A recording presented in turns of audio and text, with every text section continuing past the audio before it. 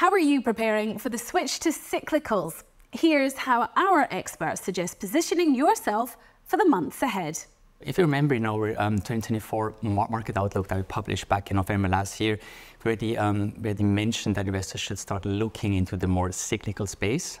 So taking the first foot into the cyclical space in anticipation of this new economic cycle starting to unfold. And you know, markets are very forward-looking. So even though it will still take some time until you see this growth acceleration in the economic data, equity markets and especially cyclicals will already start to play that. So investors need to position already now in those space. Look at the mega trends. US fiscal stimulus.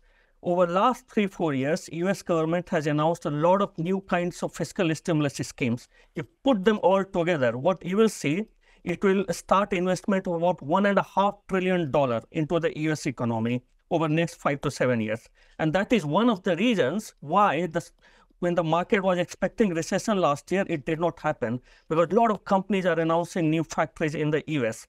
And there is a lot of investment in infrastructure which has already started. Within cyclicals, I think there are many more opportunities. We still like selective opportunities in the semiconductor space. Obviously, you know, it had already quite a good run over the past months, but I think fundamentally speaking, there's still more room to go. For investors who want to buy something on the cheap, we think the car manufacturers are quite interesting. You know, cheap valuations. Our analyst thinks there's upside to current earnings consensus estimates, and it's also a very cyclical business. So obviously, it also benefits from this upswing. And third, and I think that's also one really important point to mention, is really in the commodity space. So also some selective opportunities in commodities. And here our favorite is really copper. We think copper, it's a commodity which really benefits from structural tailwinds. We think we see a lot of upsides for copper price over the coming years. How long could this cyclical trend last? It's a good question, and you know, it depends on various factors. So, for instance, how strong this economic cyclical upswing is. For instance, also what happens in China, because China is still very much important growth in China for the global economy. So, really various factors. Historically speaking, it lasted around between 6 to 18 months.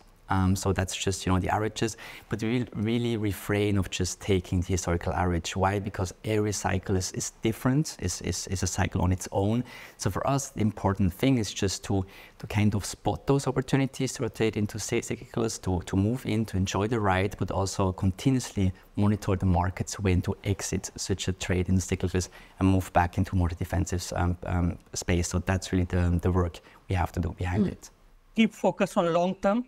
Look for long-term drivers, and if you can find those companies at attractive valuation because of whatever cyclical pressure we have seen over the last 2 years, then that is much better. We should go for those companies right now.